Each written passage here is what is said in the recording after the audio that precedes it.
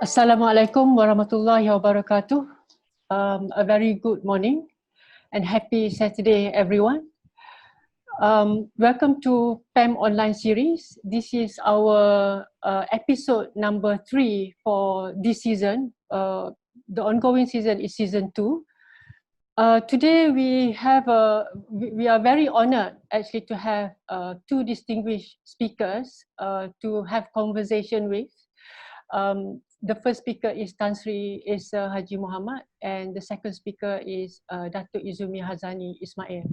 So this is the first episode under the series of In Conversation with PAM. So the platform, the mode or the structure for today's episode is more like a discussion or a discourse, conversation based on a new topic introduced for discussion, which is self-regulation by professionals in development process. And the discussion which be much circulated upon whether are we ready for self-regulation. On behalf of Pertubuhan Arkitek Malaysia and CPD Committee, also the Technical Secretariat team, we would like to thank you for all participants on Zoom as well as FB Live for your continuing support on online series. The vision for online series is actually to function almost like a broadcast center. Hopefully it will be successful, especially by 2021, it will be in full swing. So that's why we have picked Thursdays and Saturdays as our broadcast day. So everybody can assign these 2 days to join our online series. In season 1, in April to May, we have managed to complete 5 episodes under three series, and this series will continue in the current season with additional episodes. But on top of that, we have introduced 4 more new series. And today's series especially is very important to my opinion. It is called In Conversation with PAM. This is a special platform to discuss either by PAM or with PAM on ongoing issues or current issues. Today we have Dato Ezumi and Tan Sri. Welcome to online series, Dato Ezumi and Tan Sri. Thank you, Sophie, for inviting us. Okay. Then the other thing to update is that all online series is actually recorded. The edited version will eventually be uploaded on PAM YouTube channel. The Secretariat will announce to members once the first season, which is 5 episodes, be fully uploaded onto PAM designated YouTube channel. Also to remind the viewers, we have received official approval from LAM on CPD points for webinars, but this is only, for the time being, only applicable for viewers via Zoom or similar webinars application. It is not applicable on FB Live. CPD points require a continuous participation record. So that's why for online series, we have set up a system whereby throughout the session, there will be a code, 2 codes actually pop up on your screen. At the beginning, it will be a sign-in code, and towards the end, there will be a sign-out code. And at the end of the session, on screen, there will be a link that will lead you to a set of questionnaires for you to fill in, including the 2 codes that popped out on the screen. And you have to fill in the questionnaire and submit to complete your participation record to enable you to qualify for CPD point. So please remember that.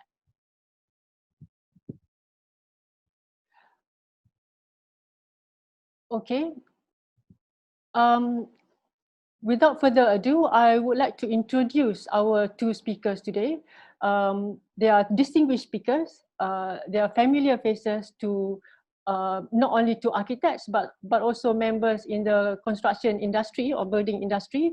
But nonetheless, I would like to highlight a few points on the background of the speakers. Our first speaker, Tan Sri Architect Ismail Mohamed. He is an architect planner. He is an executive chairman of Architect Jururancang Malaysia Sdn Bhd, also executive chairman to AJM Planning and Urban Design Group Sdn Bhd. These two are two established architectural and planning consultancy firms in Malaysia, and I'm sure all of you are aware of. He has contributed, I would say, relentlessly to the, not only to the profession, and he has also contributed to the construction industry. He was a past president, or he is a past president of PAM, currently still serving as a board member at LAM. And he has been involved at various levels at international level.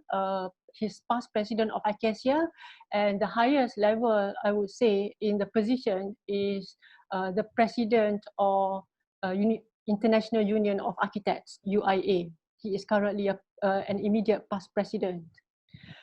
On top of that, he has received numerous awards, not only by PAM or LAM, but also from other professional bodies such as ISM and BIM. The highest award received in the construction industry is the Construction Industry Player Award of the Year, given by CIDB in 2002. If I'm not mistaken, Tan Sri Ismail is the first recipient of the award. Our second speaker is Dato Ezumi Harzani Ismail. He is immediate past president of PAM, currently serving as a board member of LAM, but his full-time job is a director of MAA Sdn Bhd. That is his full-time job, but to me, he has contributed and very committed to any organization that he's involved in. It almost feels like he has a few, full-time jobs. I don't know how he managed it. I always explain to myself that he has 9 lives. That's the only possible way that he can manage to be so committed in various organizations. Currently, he is an active member of a focus group dealing in construction permit, a unit formed under Pemuda. He has served as a member of advisory panel DBKL and currently serving as a planning advisory board Wilayah KL, Federal Territory. So without further ado, I would like all of you to join me and welcome Dato Architect Ezumi Ismail to present his first paper. And after that, Tan Sri will share his views on the subject matter and also give feedback on the paper that has been presented by Dato Ezumi. The paper presented by Dato Ezumi will set the basis and the tone for our conversation today. So over to you, Dato Ezumi. Okay, thank you, Sophie. A very good introduction. Okay, I think I will straight away start with the paper. I just want to check the sound first. Can you hear? Can you listen? Yes. Okay, right. Yes, that's very clear. Okay. Okay, let me open the slide.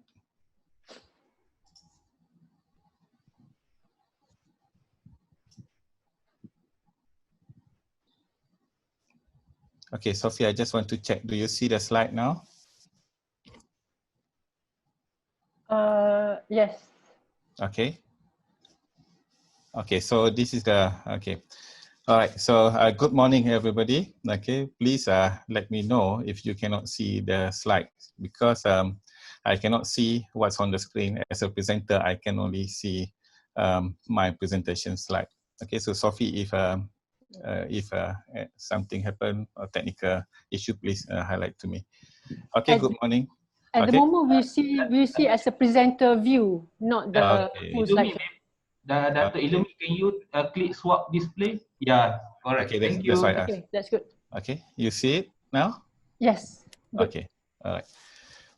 Okay, good morning. So the topic is about the professional self-regulation, but today I'm going to discuss I'm going to talk about how the implementation of self-regulation under the new normal, under the impact of the MCO and also COVID-19 pandemic. When nothing is normal, change becomes normal. So I'd like to share this slide. Okay, Whoopi Goldberg once says that in the interview, normal is nothing more than a cycle on a washing machine. So we must constantly improve situation. So we need to change. Otherwise, we will stuck at the situation. So what is the next normal? So COVID-19 pandemic actually reshaping the world's largest ecosystem.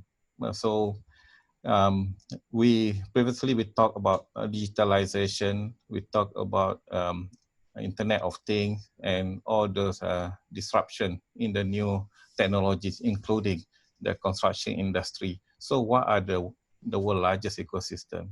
The world's largest ecosystem is construction. Construction actually contributed to 13% of the GDP of the world. However, in terms of productivity growth, it's only contribute 1% of the productivity growth. So it is the biggest industry, but it is very slow, it's very inefficient in that sense. So the construction industry, since many years, actually is very vulnerable to economic cycles. As we know that in our industry, every 10 to 12 years, we have this economic cycle, the recession, the economic crisis, and even before the pandemic, the COVID-19 pandemic, we are already in a financial crisis. The pandemic actually gives more impact to the construction industry. One of the reasons why, because the industry itself is very fragmented, and then it's aversion to risk, and it's complex. So construction industry is very complex and very dynamic.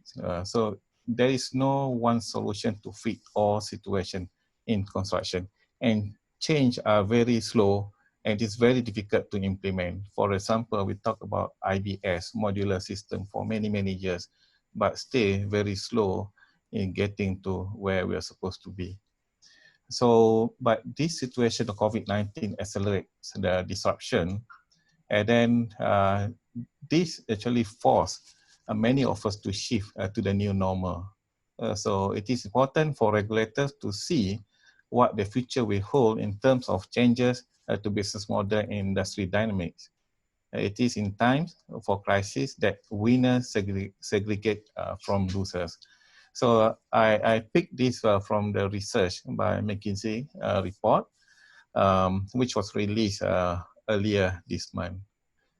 So I extract this diagram from that report. McKinsey report says that this is the situation of the construction ecosystem now.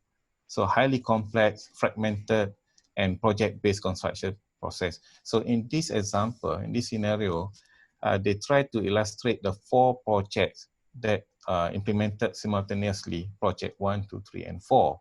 For every project, there will be this development process, the design development, design and engineering details, and later the supply of material components, material distribution, rental, construction and assembly, and at the end, the completion of the building. So this is the current arrangement that we have in our construction industry. There is no proper collaboration or integration between projects. So according to the report, so this is what they predict. The construction ecosystem in future is going to be more standardized. So for example, like what I mentioned earlier with the introduction of BIM and also IBS. So there are many components actually can be standardized, and then it will be consolidated and integrated construction process. So the 4 different projects, project 1, 2, 3, and 4 actually can be consolidated, can be collaborated, can be coordinated so that the design team can share information. And of course, with the cloud sharing and cloud BIM, there are many collaboration can be done. Then later, the similar component can be manufactured by the same supplier. For example, during manufacturing of materials, component and equipment, okay, there are many part of the building actually can be manufactured. For example, like I think we heard about Gamuda IBS, for example. This is an example where actually the building component can be manufactured centrally. Then later, they will produce the component off-site manufacturing, and then later supply the component and send the component to the site for assembly. So if you look at the middle process from manufacturing, off-site supply chain, it can be coordinated. This is usually beyond the control of the architect, but in this case, there will be another specialist or professional, a product designer, the engineer who designed the component will come to the picture. Then later, coordination for assembly at site, there will be also another engineer or set of professional that will assist the architect for supervision of assembly and also construction until the final certification for completion of the building. So this is the current ecosystem. Okay, what I want to share with you, the distribution of risks and responsibilities. So there are three types of responsibility. The first one is commercial responsibilities. From beginning of the project to the end of the project, from starting to completion, the developer will have the commercial responsibilities. And of course, the manufacturer also have the commercial responsibilities because the manufacturer will supply the building materials, the building component that required in the construction. And the contractor also has the commercial responsibility, especially in terms of the equipment, rental of equipment, logistic, okay, for delivering or storing the building component and building material. And on top of that, the contractor also has the contractual responsibilities, okay, and the contractual responsibilities to the manufacturer, to the supplier, and also to the developer, okay, and also to the developer has the contractual responsibility with the contractor as well, and there will be subcontractors and so on. So where actually we want to see today is the professional responsibilities. So under the conventional arrangement, the architects or the professional PSP and SP involved in the beginning of the process, the development, design and engineering, which is the detail part, getting the building plan approval and so on. Then later, after tender, then construction, it comes to the site. The middle part, we never check the construction of fire door, for example, the construction of the composite panel, for example, aluminum composite panel. We are not involved in the manufacturing of the building product, the brick, for example. We are not involved. We rely solely on the certification by others. For example, like fire door certification by CIRIM and by Bomba. So we take that as the material the component and material is certified so that we use in our buildings. Okay, so then we have to monitor the construction, the assembly, and in the eyes of regulators, although that we actually involved from the beginning and the end, in the eye of regulators, the local authority and the government, they say that everything are the responsibility of PSP and SP. Even the fire door, even the aluminum composite panel, the tie, the glass, and so on. Okay, but I borrowed this diagram from McKinsey report. So this is how the supply chain for the construction ecosystem in the future. Okay, you can see from the beginning, from the supplier who supply the software, the BIM software or CAD software, there are commercial responsibilities.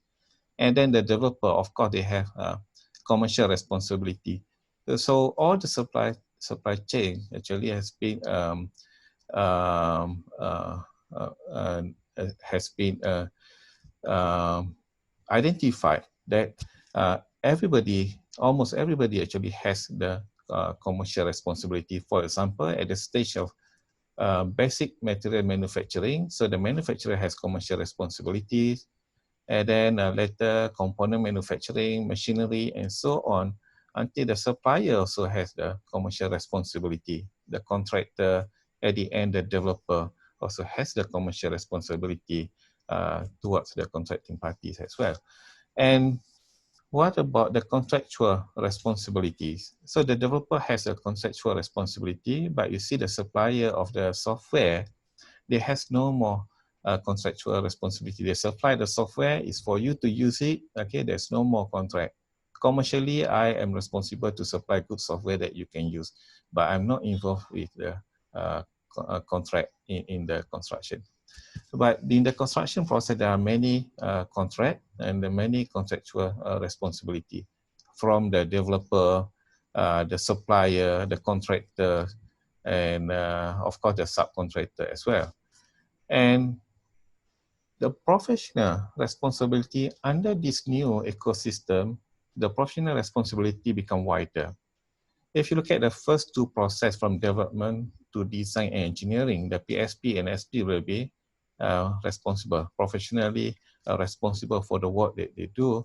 And at the end, okay, during the construction, during the assembly, and then again, the PSP and SP will be responsible for the construction and completion or certification of the building. But in between the manufacturing process, the off-site construction process for the precast or IBS system, we must have another professional also to certify the safety or the building component. For example, here at basic material manufacturing, the glass, for example, we should have the professional to also certify the glass. And this professional has to be a professional certifier. This certifier has to be a professional certifier. So it can be a technologist, engineer, who are expert in that field. The same with component manufacturing process, and then machinery manufacturing, for example, sometimes you need the equipment as well, the lift, escalator, it must be certified by a professional who actually design that product or that component. The same thing with the off-site construction. Before it is being assembled at site, any testing for example, testing for the component must be certified by the professional certifier. So this is the idea to distribute the liability, professional liability and responsibility to a right person who actually understand the design, the product, and the liability and responsibility at every stage. And here, if you look at our responsibility actually is remain as an architect, our responsibility remain at the first two stage and at the end during the construction and assembly. If we look at this, if we understand this, we will feel a bit more comfortable to implement self-regulation, because self-regulation does not mean that all the responsibility will be on a single person's shoulder, but it has to be evenly distributed to the qualified person. So the issues is, okay, the issue here is that the construction industry is highly regulated. However, there is a regulatory imbalance. Like I mentioned just now, okay, the person who always be held liable and responsible is the PSP and SP, but there are many other parties involved in the construction process. I just give you example, the aluminum composite panel fire incident, for example, in Grenfell Tower in London. So it is beyond the control of the architect, okay, for the aluminum composite panel manufacturing. The certification, everything is supposed to be done by the professional certifier at the manufacturing level. So if the building component is not safe, and it should not be certified and should not be available in the market. So that is the first gate that I think the authority should also look into the situation.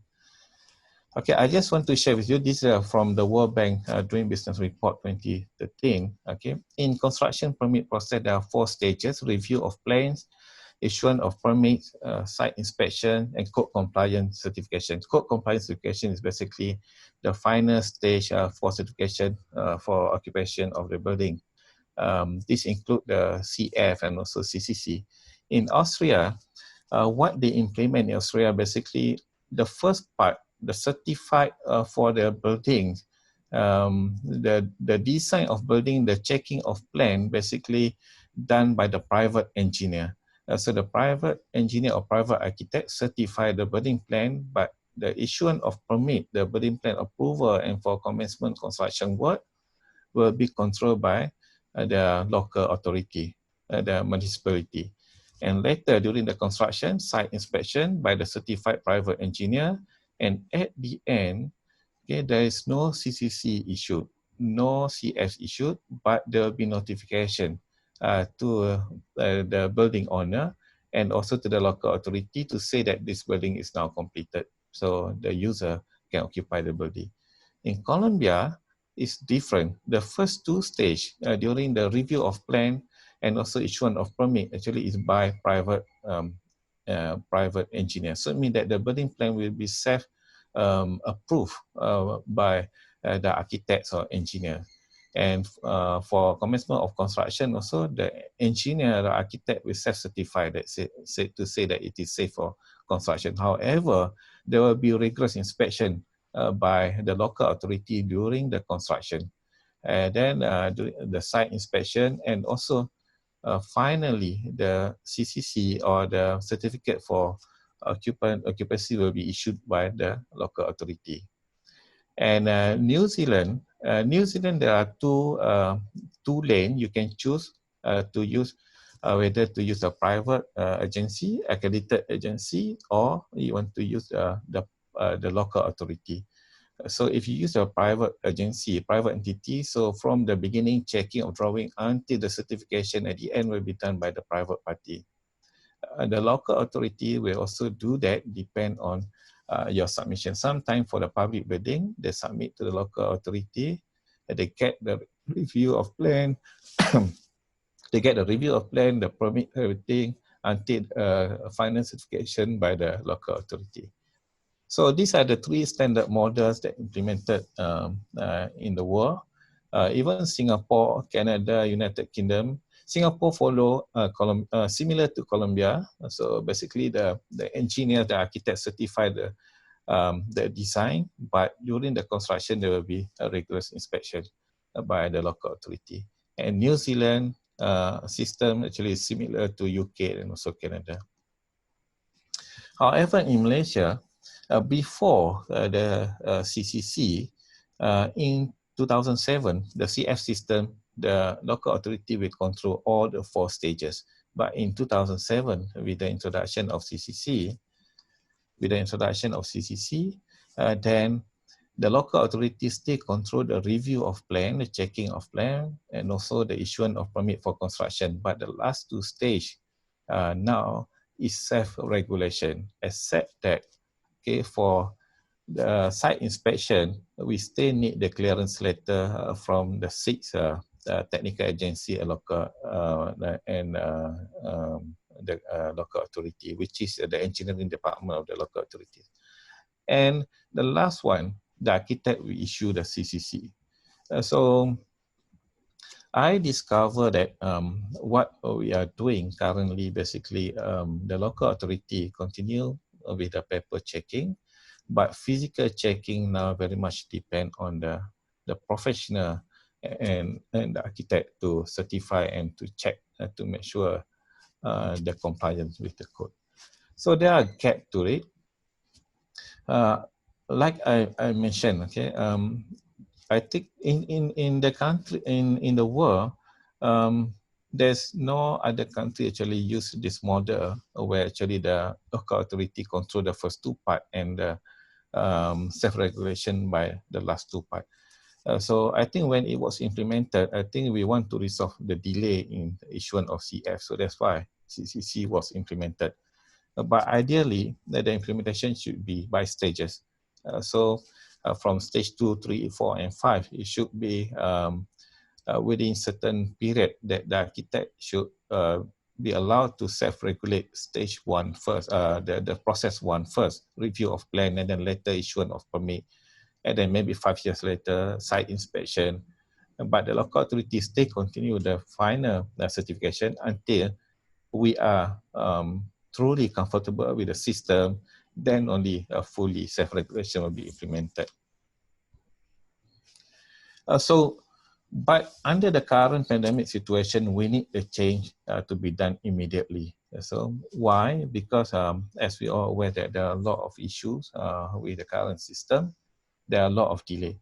So the new regulatory framework, so with self-regulation, agile regulations, risk-based inspection, performance-based digitalization should replace the traditional frameworks, which is a prescriptive regulation. Excuse me. A kind regulation, traditional and traditional enforcement.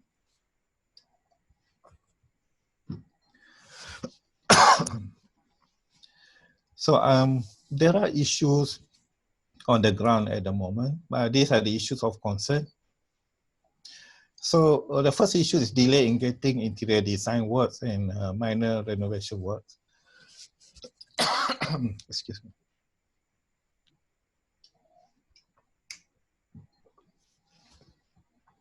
Okay, so issues, the first issue that for minor works, interior design works, renovation, due to the COVID pandemic. Okay, excuse me. There are many retailers and FB actually impacted, especially the F&B businesses. So they have to reshape their business. They have to change their configuration, and there will be a lot of renovation. So then to comply to this COVID, there will be adjustment. A lot of things need to be adjusted. Then adjustment required to have a physical adaptation and renovation. Okay, excuse me.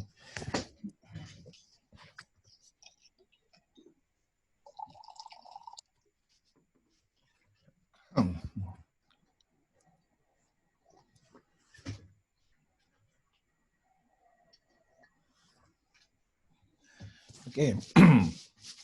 So due to COVID, a lot of renovation need to be done.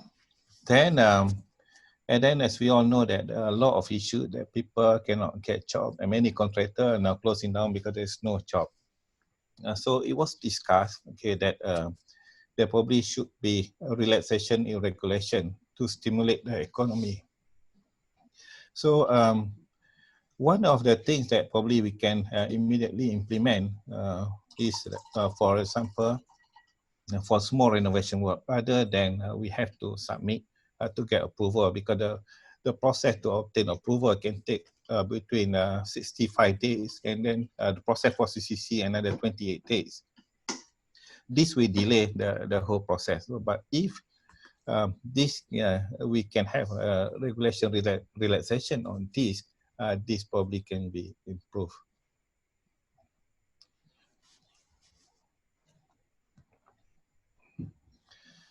Then the other one is delay in getting planning permission. Okay, under the OSC 3+, it's already stated that it will take between 98 to 300 days, okay, to get the approval. But everybody know that in reality, sometimes it takes more than 2 years to get planning approval, planning permission.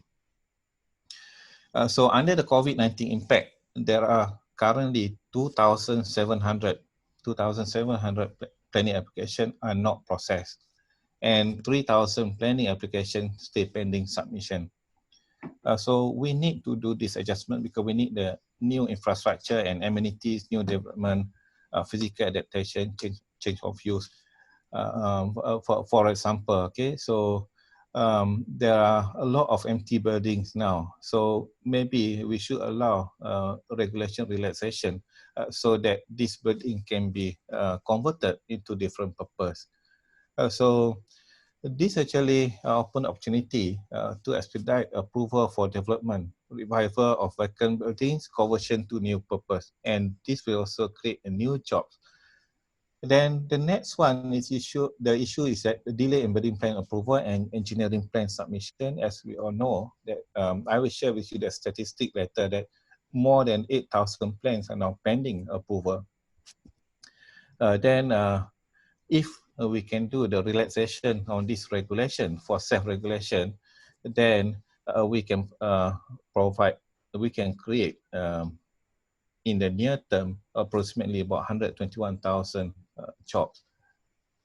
Okay, and the last one, delay in getting clearance for building inspection.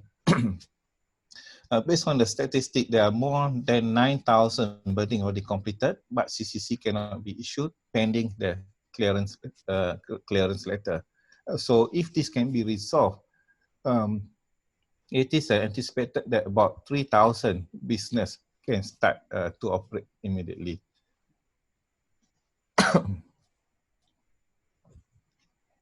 This is the data that I have shared previously.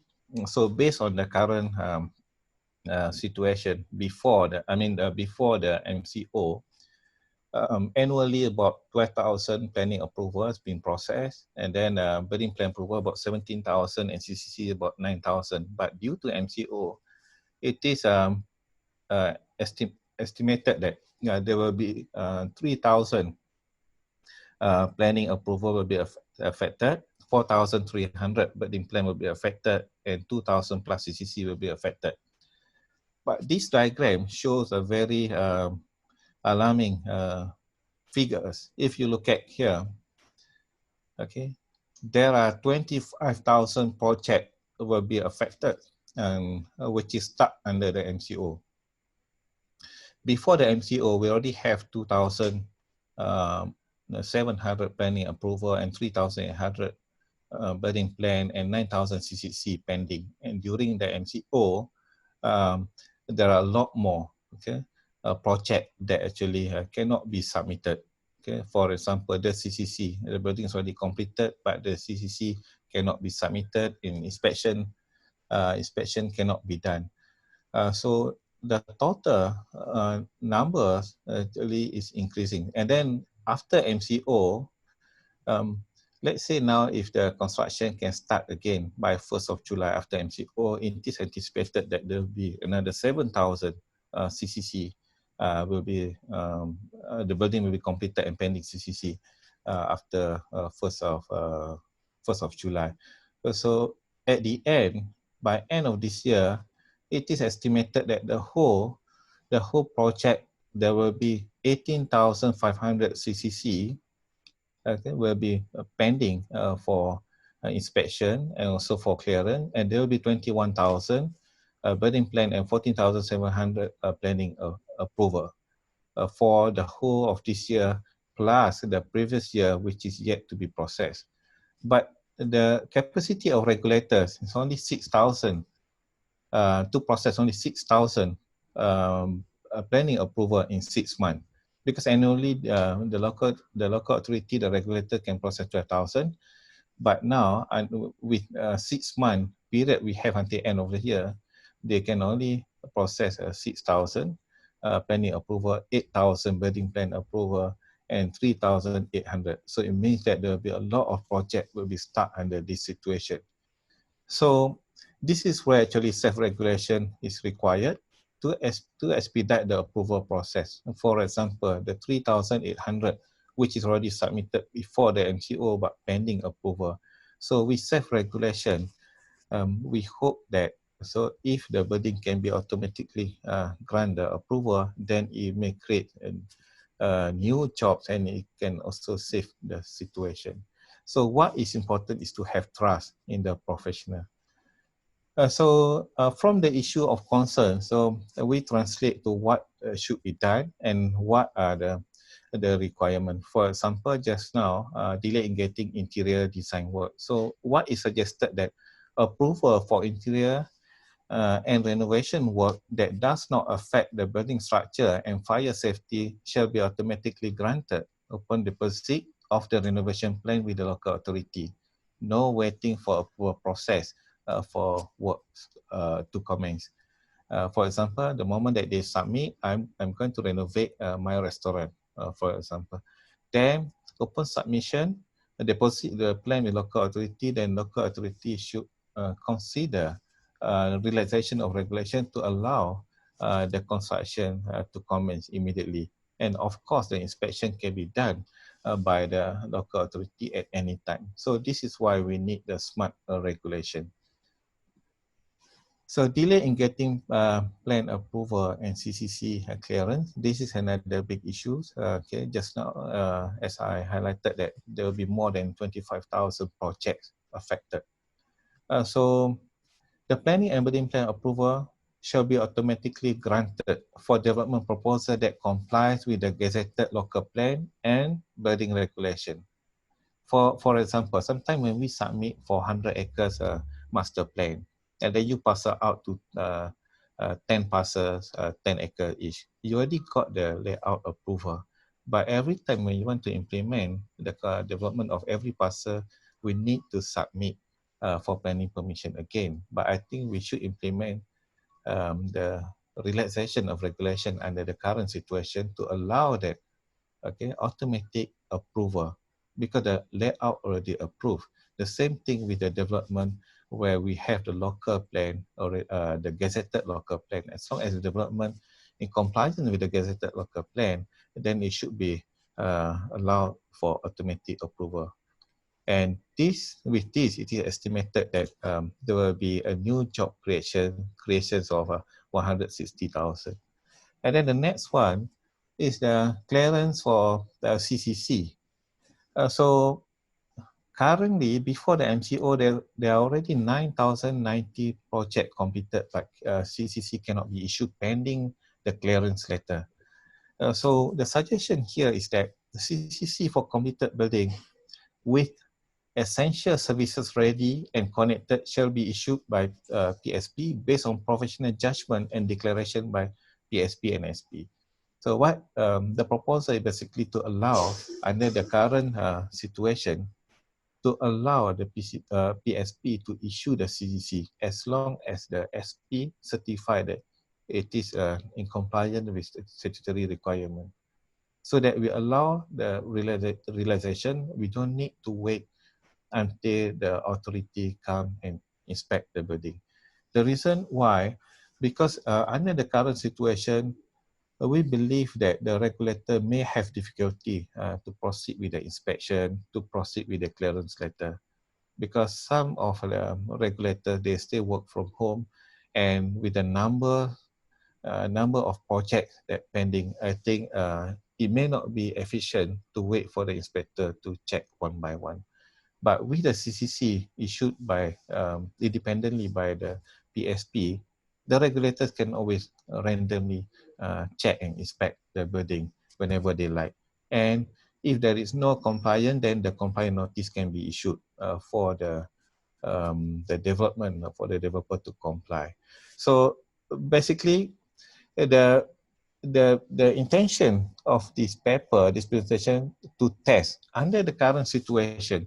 If we are not ready to implement the self-regulation for the whole ecosystem, but under the current situation, maybe we should test.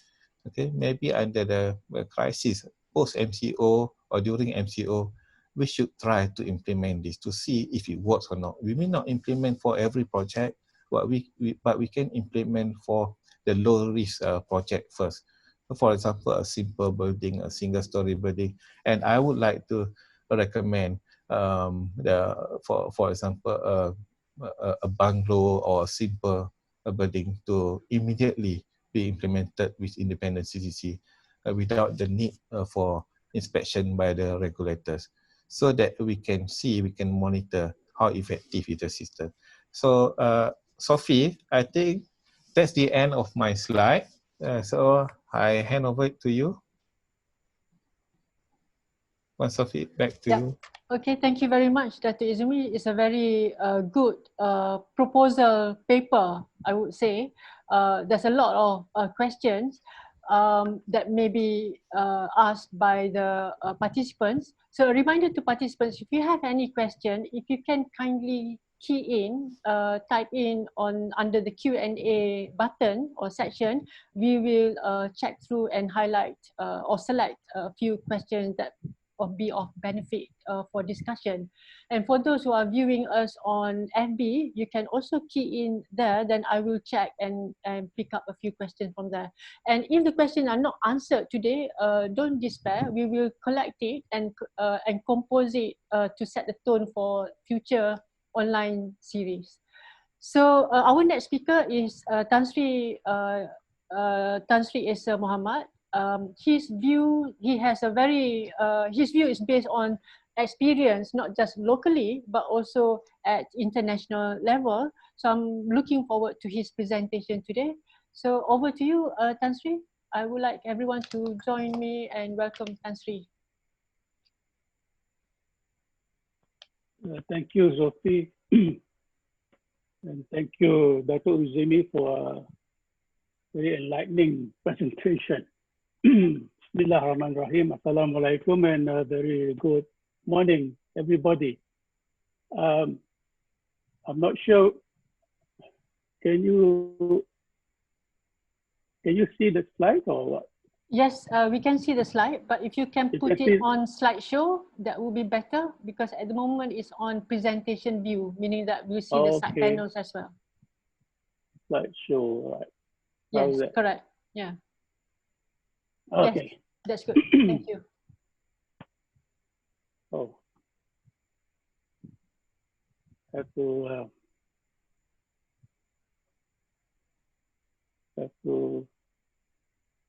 how do I go back to the beginning?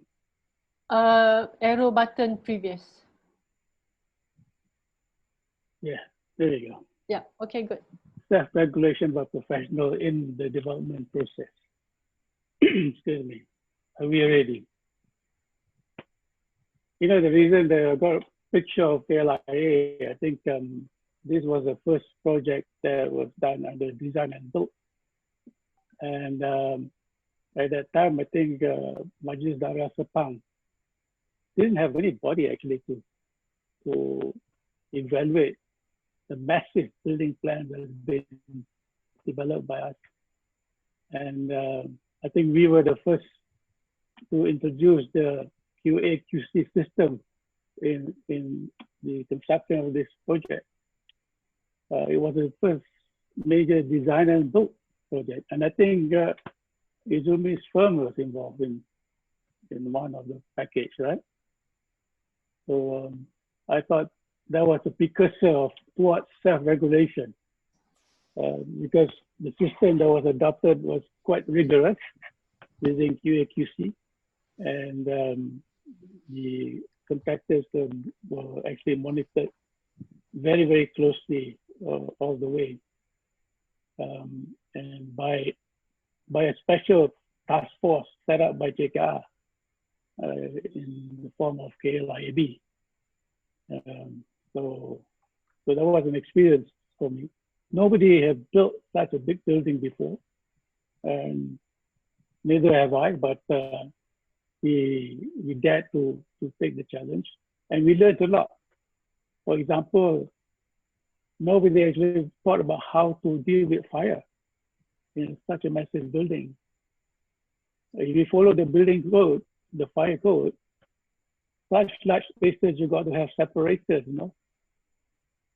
We don't have in the concourse, and we had to use specialist input to identify the behavior of fire simulation was done, and it was done on a cabin basis, like, you know, for separation of fire control.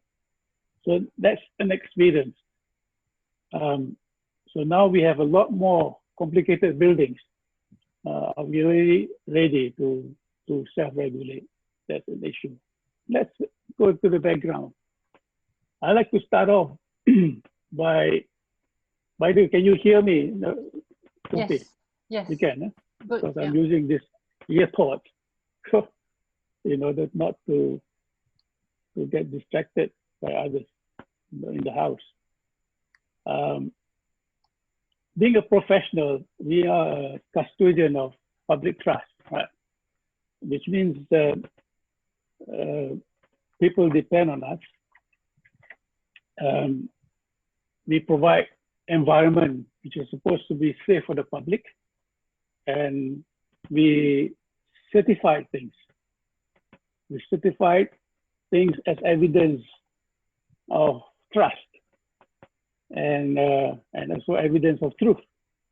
So people look up to us being a professional, because whenever we sign things, a lot of things happen. People will draw money from the bank to pay whatever. People will draw money to pay the contractors, your clients. So because it's based on the trust that you carry. So because of that, you also certify that buildings is also safe at the end, and people occupy it. And you're actually a custodian of their safety. So this is very, very crucial and very heavy responsibility, the amanah that has been given to you to protect the interests of the public when the building is completed. So you must possess very special skills and expertise, right?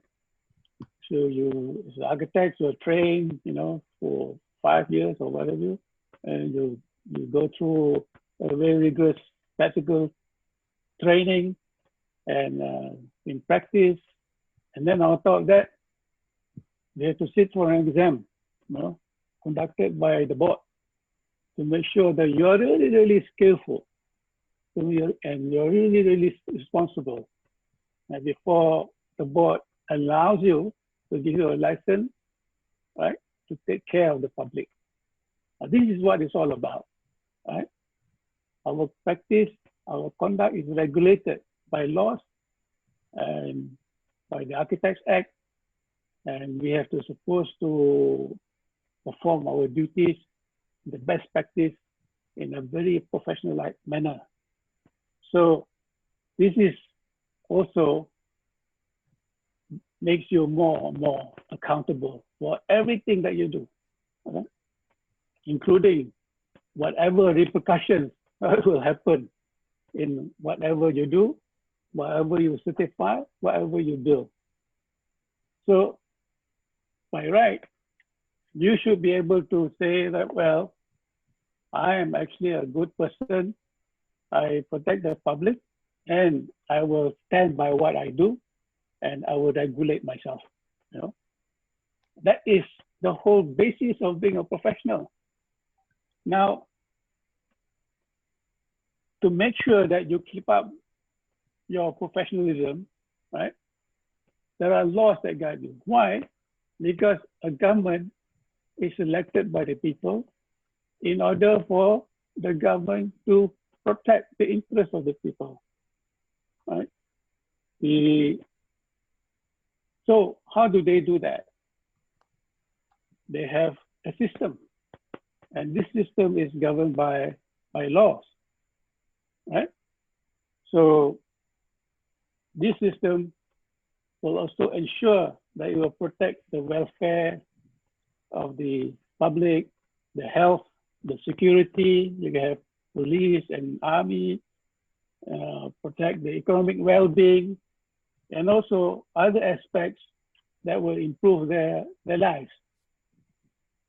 So the government will then build infrastructure. So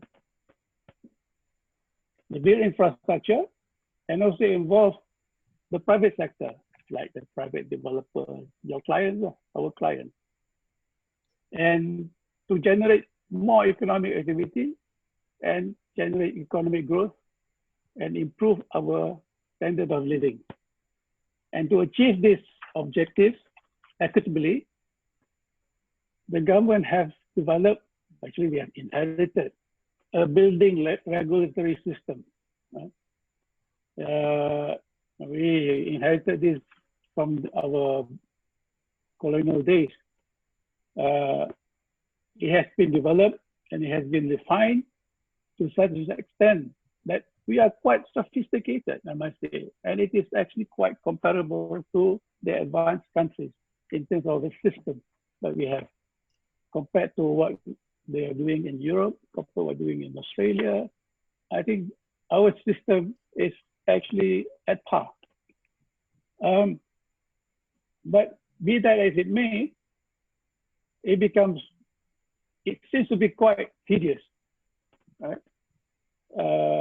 And bureaucratic.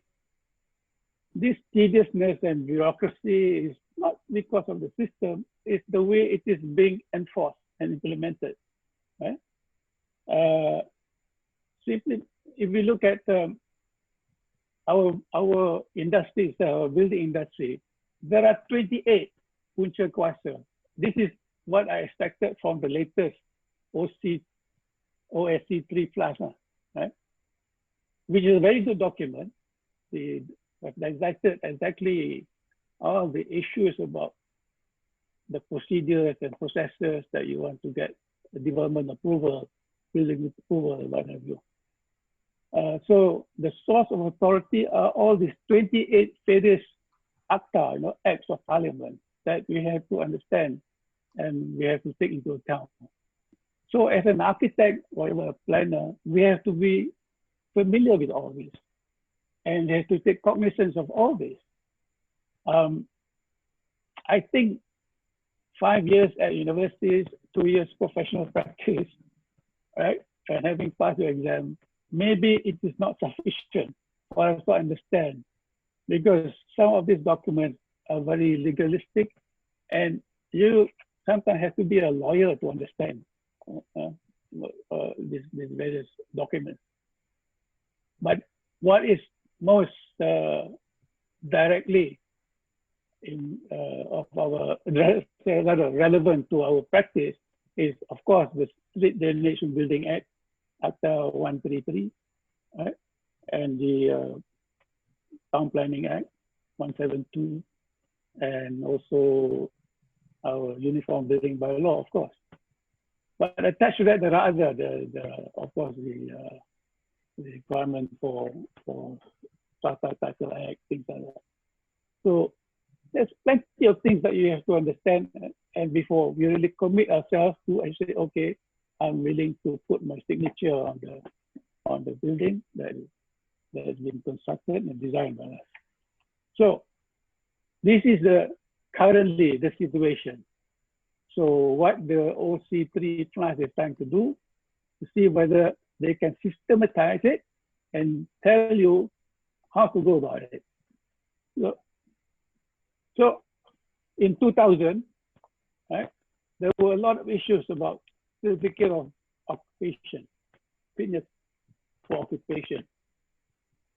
There were a lot of complaints, if you can recall, complaints that buildings, houses were not delivered, and the CBTs are not issuing the certificate of fitness for occupation fast enough.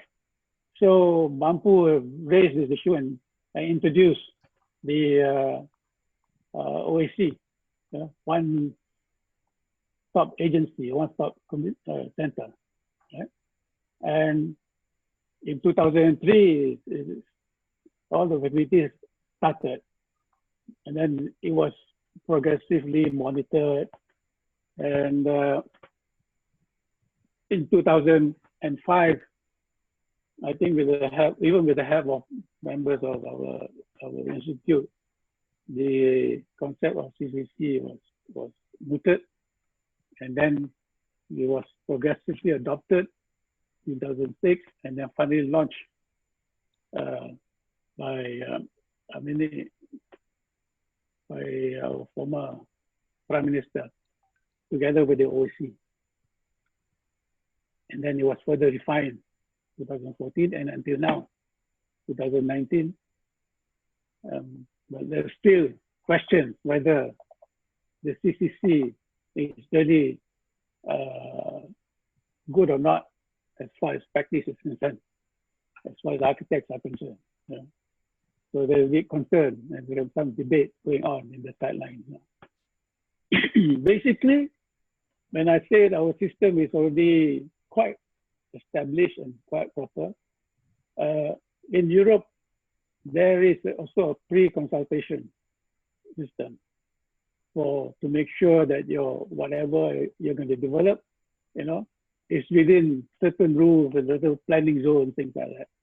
We have the same system. It is not mandatory also in some countries in Europe, but it is also guided by law. So after you get all this, then you decide to submit your approval. And normally, Kementerian Rancang ni is done by planner. They do all the various studies, which include all various aspects, engineering, environment, social, what have you, and come up with a planning evaluation report. So, laporan perancang. And then with that, again, you have to remember our system here. We have a 3 level of government, the federal, state, and also the local. More often than not, the 3 may not be in communication. So you might have issues at the local level, even at the federal level, it's already agreed, but at local level, you might not be able to get the thing through.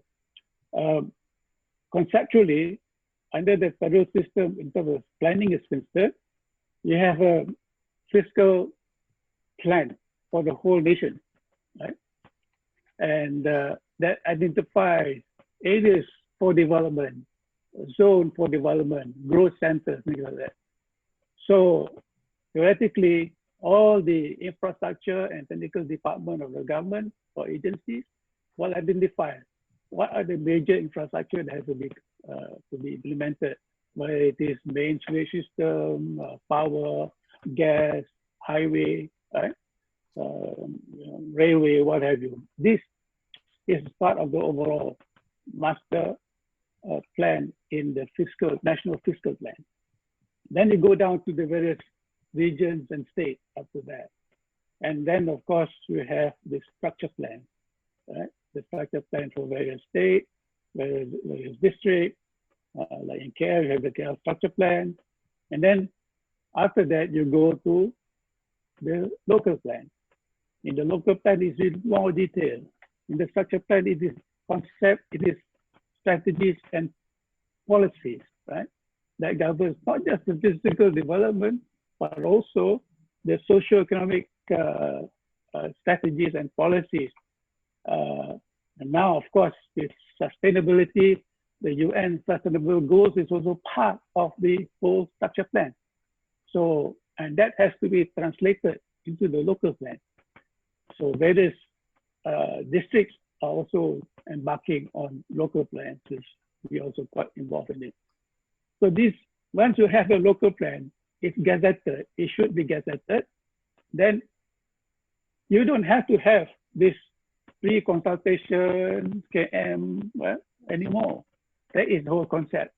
You just go straight to your building development plan. And in Europe, this is what's happening.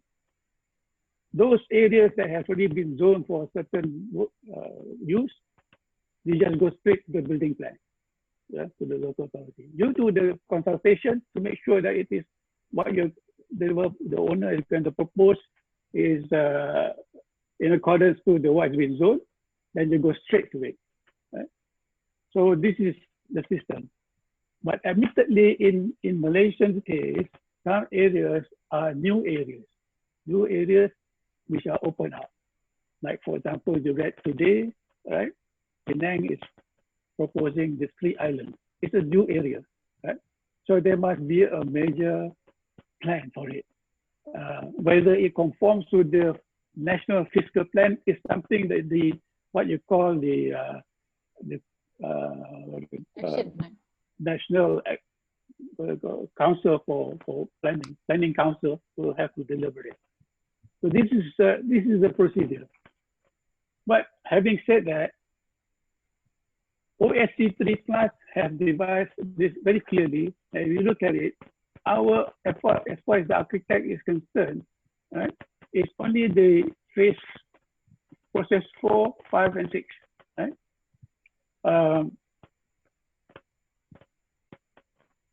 Sorry, 3, 4, 5, and 6, right? So if I just want to give an illustration, the next slide, I keep receiving this Windows sign out code. Oh, just click the top left button to close the window. Oh.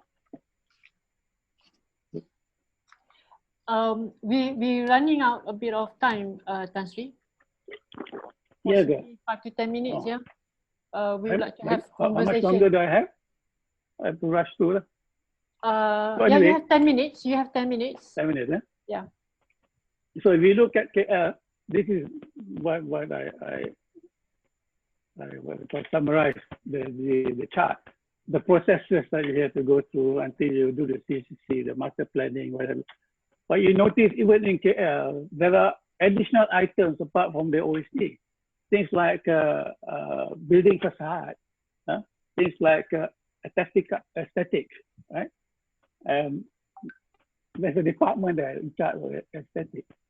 So in Europe, there is also, I think maybe in this example they use in Europe, half of it also have this, what they call aesthetics demand, they call it demand, right?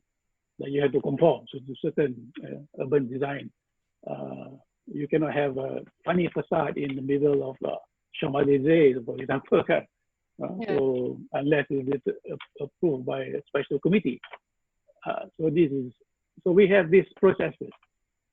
So these processes is actually the one that's taking the time. So taking back to structure plan, a master plan is an example. Like this is the Kuasa land in, the Rubber Research Institute land, the rubber land they have. We prepared this master plan, which was about the competition, and it's been adopted. Now we are subdivided it to little zones, little pockets. Really, after this, there shouldn't be any more KM requirement, but it is still required to ensure that what you propose in terms of densities and also in terms of users conforms with what has been approved in the overall master plan. That is the reason why a KM is required. When going back to, I was just looking through the report by the OECD Plus. This is the number of days for you to get KM approval. If there is no gazetted local plan, it will take very long, right? 106 days minimum. And then, but small projects, they'll take you a bit shorter. Yeah. But for large projects, they don't say what is the minimum time, but the maximum time is 300 days. Some development, I know for a fact, it can be done faster. Like for example, some of the projects I've done from scratch, it doesn't take that long, maybe 6 months to get everything done, including building plan. So this is just give you an indication of the time that is required. Now, whether it can be shortened, I think what architect Dato Ezumi just said just now, I totally agree. For simple projects, you don't have to worry about all this, right? In actual fact, in the OC3 Plus, right, they have already a provision for exemption from planning approval for small projects, bungalows, small industries for conversion, but they have exemption.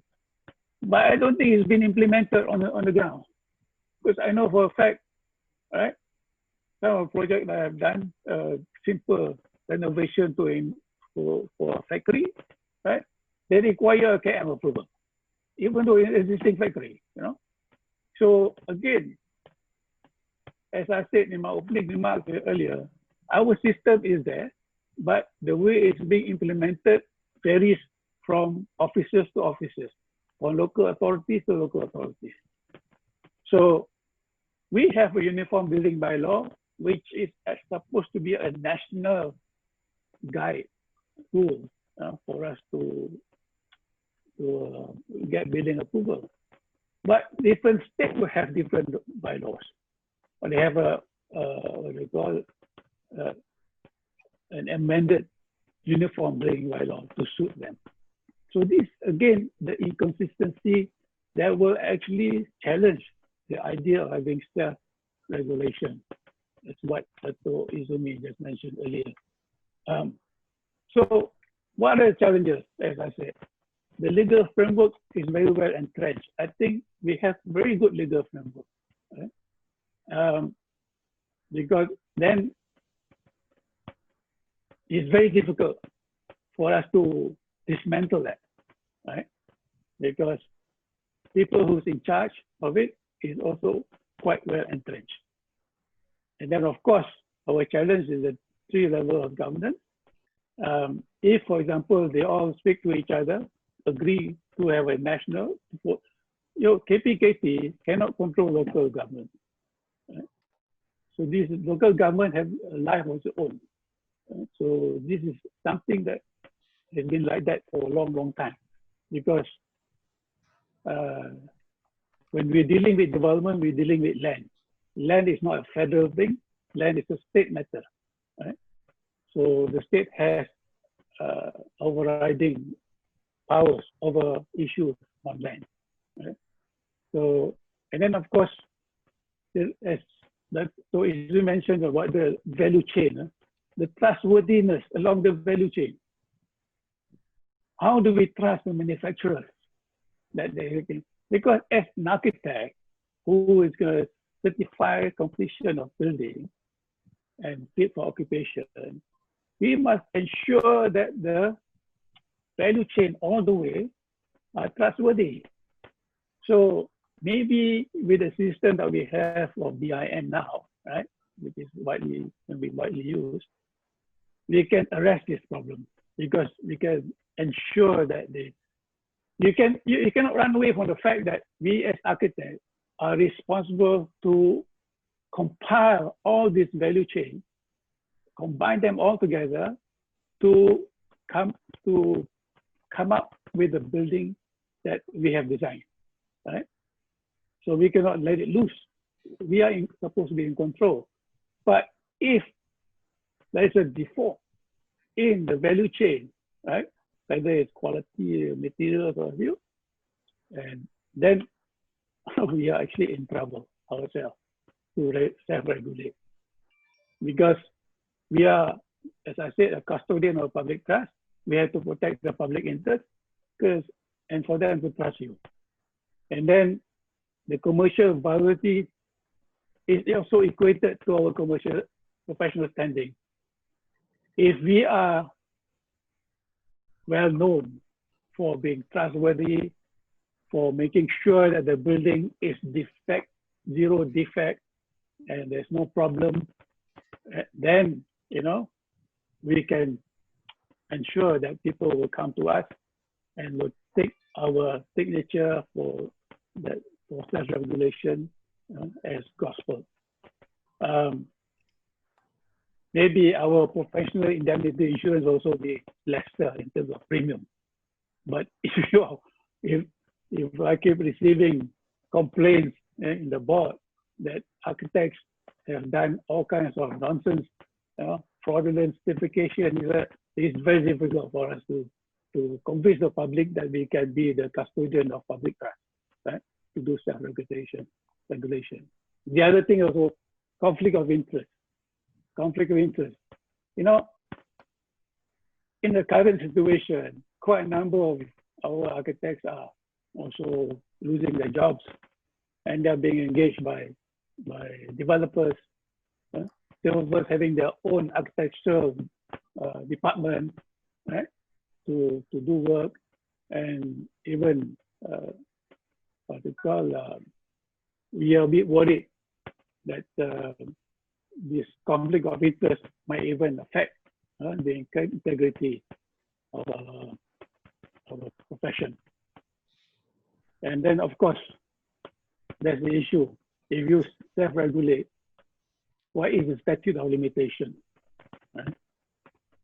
Because the building is going to last forever, just about. So we will pass on, but it's a security. There are talks at the moment, right? We want to limit to 15 years. Still in a talking stage. So, are we ready? Are we ready for this? Right?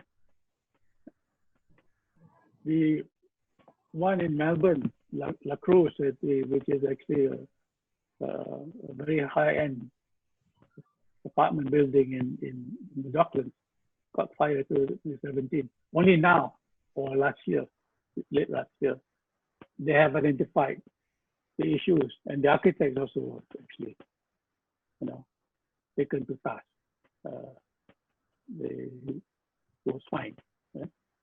In the case of Grenfell in London, the inquiry is still going on because of COVID-19 stopped the continuation of the hearing. So we don't know exactly who is to be at fault at this point in time. And the Opal in Sydney, very nice development, nice apartment. 3,000 were evacuated because the building just crack up, And it was done by a very well-known firm of architects. So the developer blamed the engineer. So I think, somebody talking. Sorry. Salam, your sound should be off. So anyway, that is my, as I said, this is actually a discussion, a discourse. This is my view about our readiness. How do we go about it? Right? So yeah, thank you very much. Okay, thank you, Tan Sri. That is a very good insight.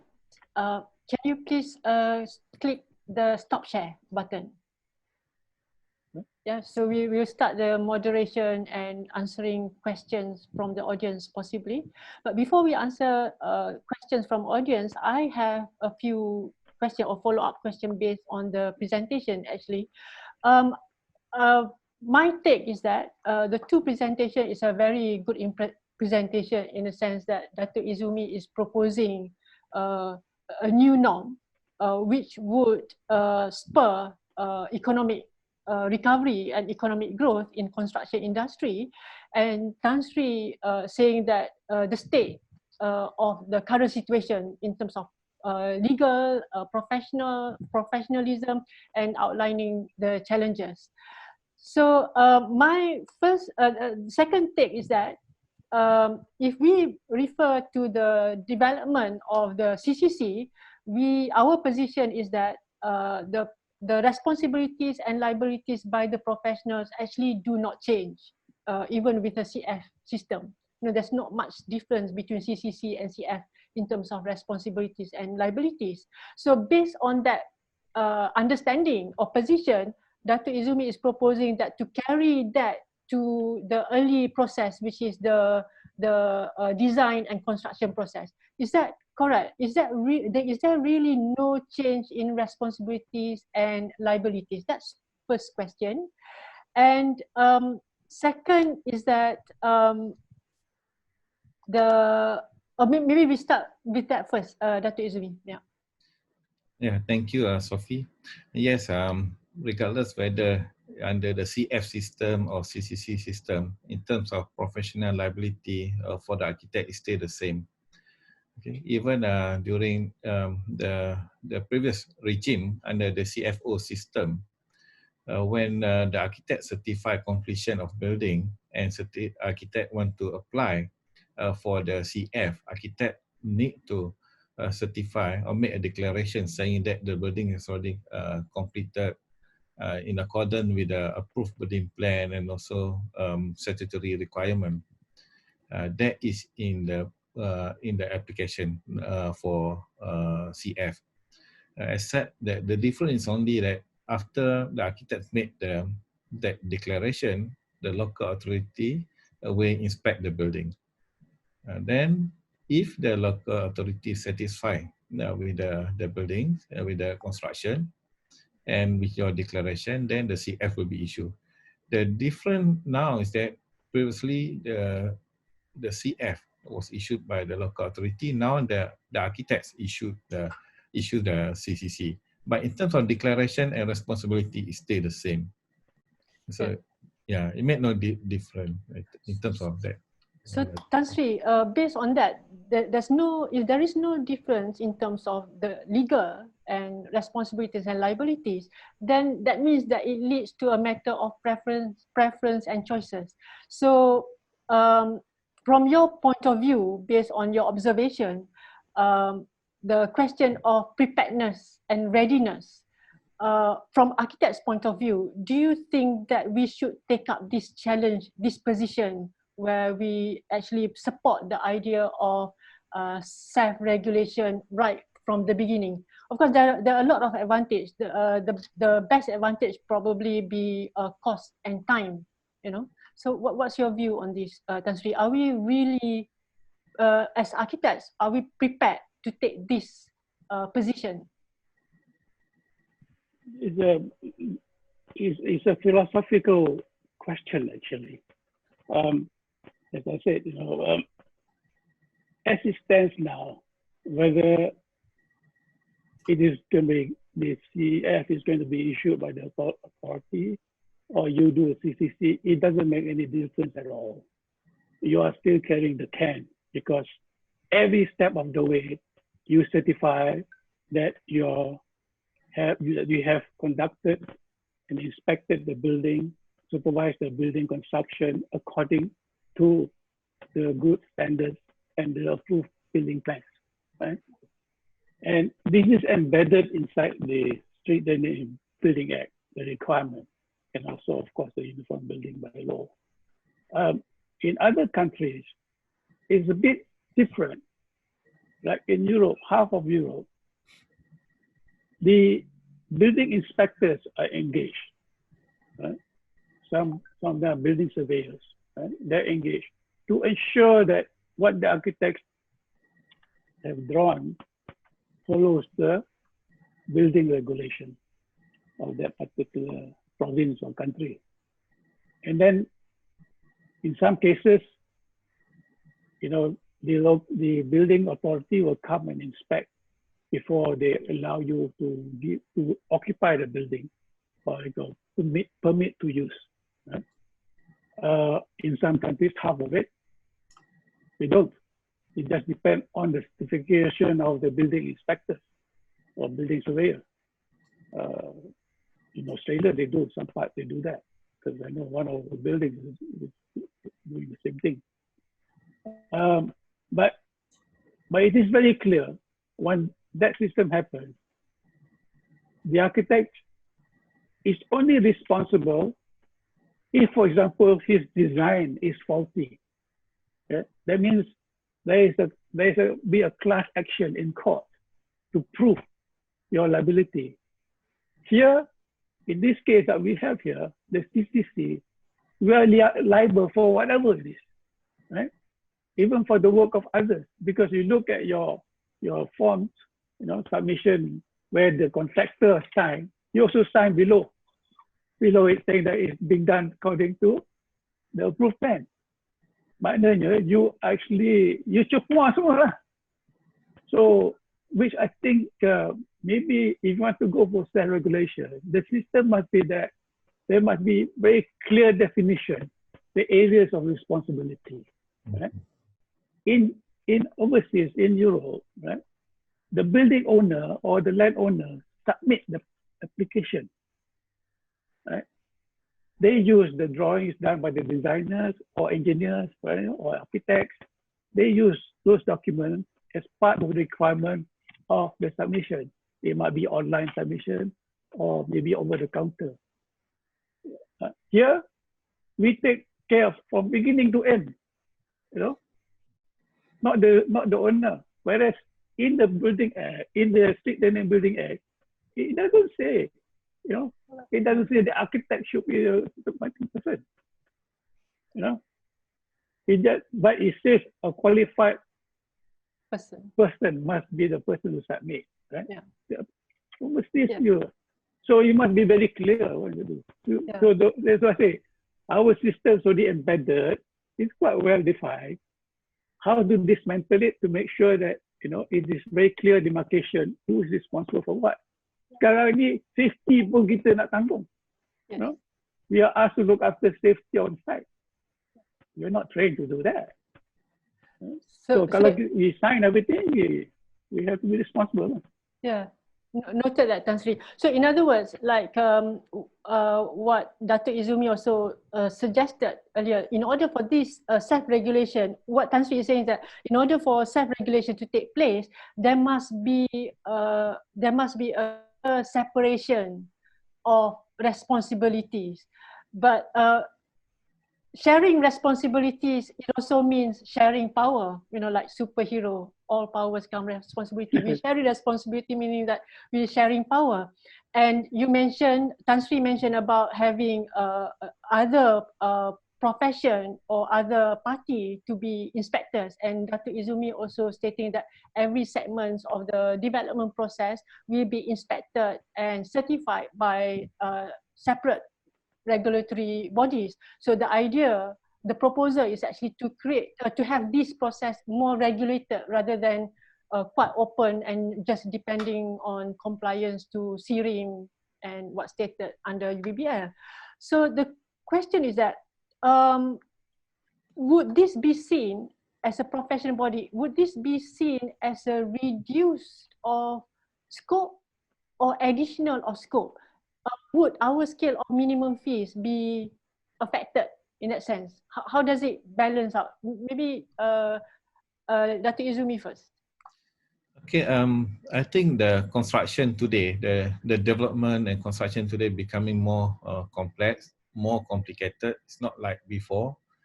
Before, maybe you just construct simple building, you just need one architect and engineer, mechanical, civil engineer, and then it's done. But today, sometimes you need the facade specialist, lighting specialist, the lift specialist, mechanical. There are a lot of components being put into a building, especially when the building is a mixed development, a multi-function building. There will be more and more components. So this component sometimes demand a specialist, a special skill to monitor in terms of the assembly construction for that building. And we have to accept that. That's the fact now. Okay, so we cannot be the person who expert in everything anymore. Not like before, because it's becoming more and more complex. So, but as a principal submitting person, the architect carries all responsibilities and liabilities for the work by others as well. This is a point that I think that we should start to segregate, so that the right specialists will be responsible for their work. For example, I think Tan Sri showed a very good example in the fire incident in Melbourne and also in London. So if that building material actually designed by a specialist. So the building material will actually designed by a product specialist. And the product specialist should have studied the risk of this building material.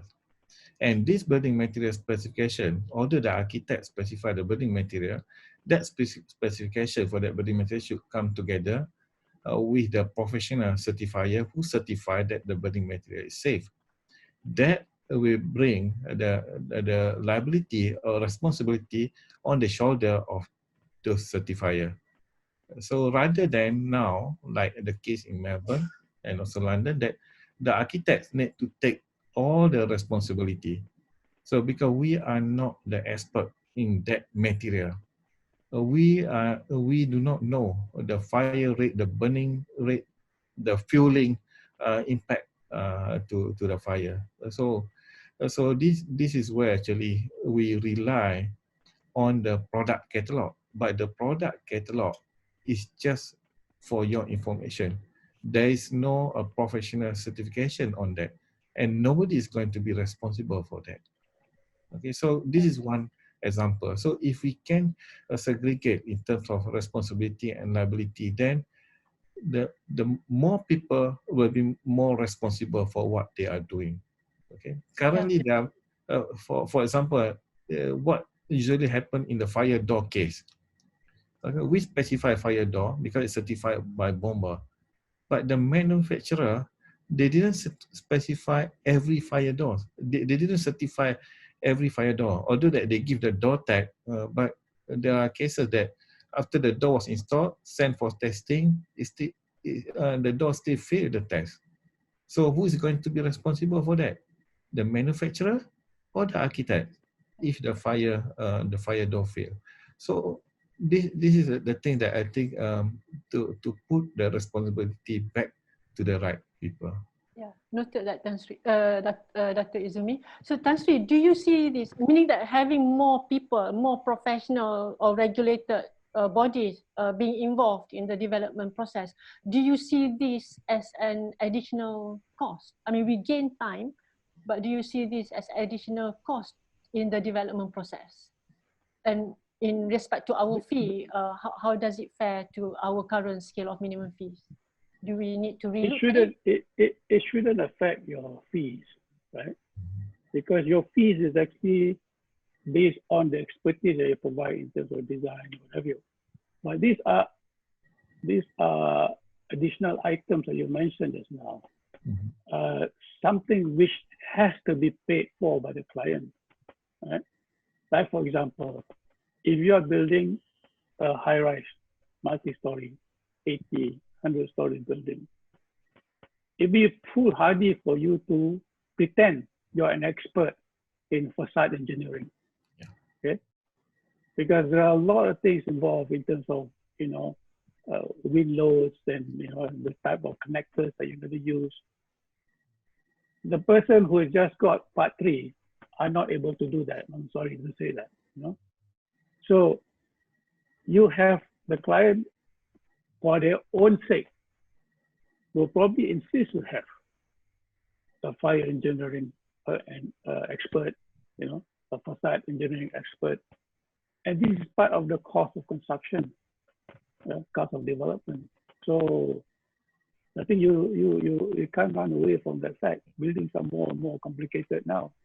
Right? Like for example, in Europe, even the planning approval, the building approval, they give dispensation and they give recognition on these matters. Like for example, you have mentioned just now, I think that was mentioned about prefabrication, guys. Yeah. In Germany, they have called what you call a type approval, the building type. So for example, you have pakai prefab system for housing, you don't have to submit for approval because it's already been proven in every provinces, every canton, right? So when you go to the canton, you have to use this building type, you go automatic. Only approval requirement is the foundation and the infrastructure. So that will quicken things. Yeah. Kita kat sini, even you use prefab system, a proven system, right? For simple houses, we still have to go through all the various approvals. Yeah, that's a very good point actually, meaning that if the building uses components, so one way to shorten the process is that for the components to get approval from the local authorities or various relevant local authorities, then that would be faster, and support this self-regulation and really reduce our burden. Yeah, and then also as I encourage the proliferation of this IBS, which is good for the country, good for the industry. We don't have to depend on manual labor anymore. So there's no need. You have proven. I think the industry players who is doing all this are much more savvy than other people who are not in it, right? Trying to give approval to it. So let's be frank about it, so let the industry regulate itself. Yeah. Right? And this is what happened. This is what happened in Europe, in Switzerland. They regulate themselves to make sure that people who are good, we don't want to be chosen. Okay? So So the industry, if I they have are another good, question. yeah. I have another Proceed. question, Tan Sri. Yeah. This one relate to the local authorities. So in view, based on the self-regulation and proposal paper by Dato Izumi, whereby we have automatic approval based on the structure plans or based on declaration by the professional bodies. How do you see this benefit the local authorities in terms of their workload in processing plans? Do you see this as a plus point from local authorities? Oh, yeah, definitely. This is what's being done in other countries, right? They outsource the checking, and the building surveyor or building inspector who is licensed, right, gives the permit, right? Yeah. And the local authority will make the building inspector responsible. Like in Australia. Like in Australia. Yeah. Or even in Europe. So Dato Izumi, other than this, so the local authority have less work. Well, not to say that they have less work, they actually have a lot of responsibilities. Maybe, I don't know, maybe Dato Izumi can respond to that. So And I think the idea for this self-regulation basically to shift the responsibility and to shift to transform the way that local authorities regulate the industry. For example, like I showed in my slide before, that currently the practice actually heavily on paper checking. We check on the drawing, we check and we give approval. But on the construction side, the physical build is very minimum, except that for the clearance for the for CCC.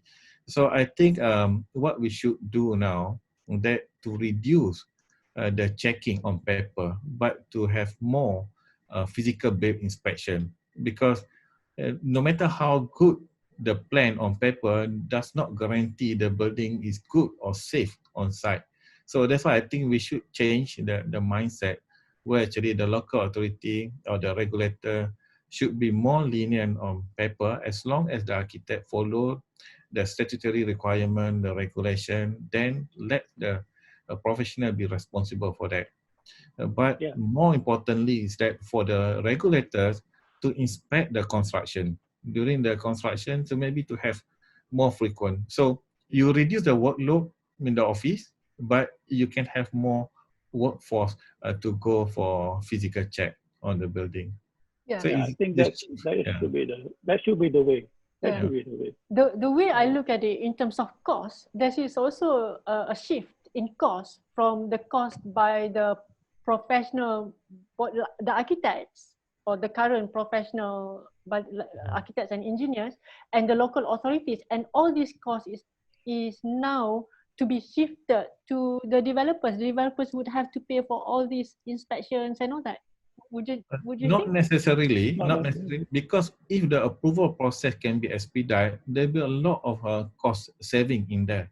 Because the idling, for example, if you submit for planning approval, and then you have to idle for 1 year, 300 days, and then building plan approval, you have to wait for approval another 200 or 300 days. The idling cost actually is a lot to the developer. Yeah. Do you agree, Tan Sri? Yeah, I agree. I think maybe the bulk of the cost must now be channeled towards making sure what is constructed is being done properly. Yeah. In actual fact, most developers are doing that to our fees. They don't pay us up front, They rip all the back to make sure that you go down and inspect. So, and they also to ensure that they get the right thing, they have their own inspectors. Actually, we have actually extended our time. I've requested Salam Garis Pizza to extend our time. I take it that there are a lot more discussions. Discussions on this topic, and there are also questions on the Q&A channel here. But unfortunately, we don't have time to respond to it today. What I promise to do is I will compile all these questions and compose it, and then we'll set another session. Are you prepared to be with us again for another session to discuss? But maybe this time we focus on the gap. Now we are clear on what's the benefit of it and the challenges that we have to face, and let's evaluate the gap by various parties, not only by the professionals, but I have a question on the local authorities. Tan Sri mentioned that this can only be done provided that there are structure plans and local plans, meaning that development plans in place being gazetted. Yeah. So there's a need to evaluate how many local authorities are prepared to take up the system. Maybe Dato Izumi has that answer already, but what I'm saying is that this require another full session, I would think. Yeah, would you be agreeable to that? Yeah. Okay. Yeah, possibly we also will invite another person who are involved in the process, development process, to add to the dynamic of it. I will contact Dato and Tan Sri if you have any proposed speaker to add in. So thank you very much, Tan Sri and Dato, and thank you very much to the participants for joining us today. I hope that session is informative, challenging, and also as an eye opener. So now we have to consider whether what is our position, whether we want to go for it, or whether we want to prevent it. This is a repeated dilemma, basically, because when we evaluate CCC, we were in this position also. Half of us agree, half of us object to it. Okay, is there any last words that you would like to address to the Sophie, audience? I just want to highlight here that under the current situation, I think our economy will be very much affected. Okay, it's not going to be, I mean, we are not going to recover very, very soon. It's going to take time. So this is the point that I think the regulator, the policymaker need to make a decision to decide. Okay, we need to say, even the survey, recent survey by LAM also indicate that some of the firms, the professional firms, having a financial problem now. They can't even pay the salary. They need to reduce salary, reduce the number of employees. So if we do not act fast, then I think there'll be many more professionals, or even the contractors, the developer will be affected. With this. So I think maybe it's right time now under this pandemic to relook into our policy. Whatever unnecessary regulation, maybe we should waive or we should omit it. And duplicative regulation also need to be consolidated and waived. And the regulation that putting hurdles and hindrance for good productivity should also be waived.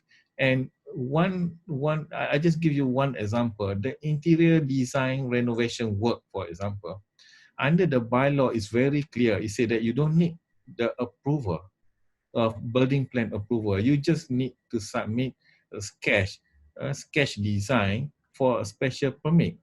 But I think in the 90s, yes, you can just submit sketch plan for interior renovation. But today, even interior renovation require full submission.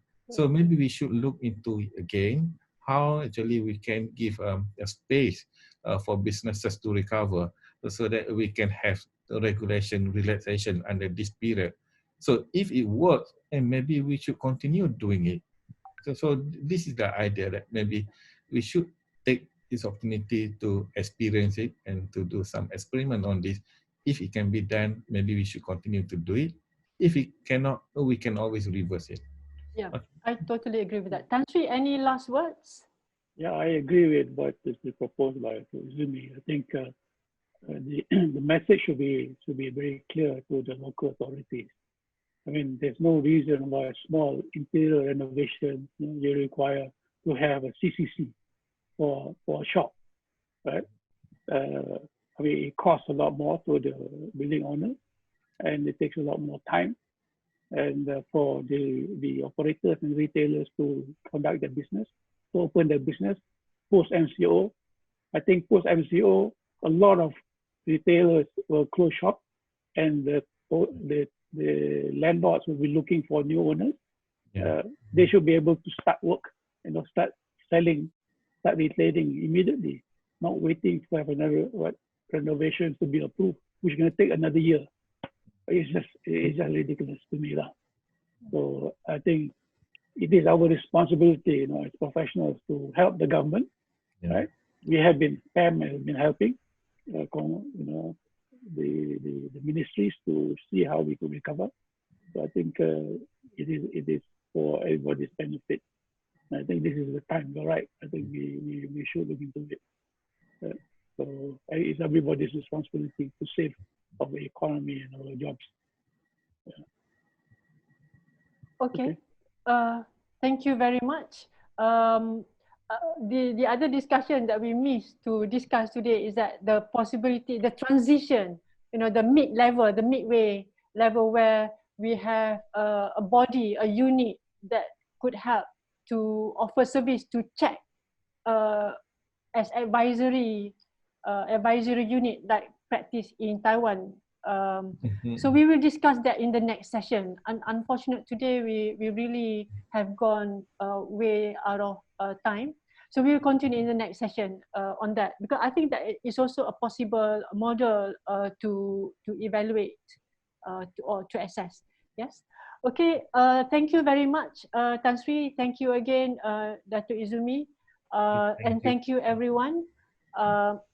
For being with us today. I am Wan Sofia Wan Ishak, Chairman of CPD Committee and Co-Chair of Practice Committee under PAM. See you next time in our next episode. Goodbye. Thank you. Thank you for organizing. Thank you for having us. The pleasure is all mine and ours. Thank you. Okay. Assalamualaikum. Waalaikumsalam. Waalaikumsalam. Assalamualaikum everyone.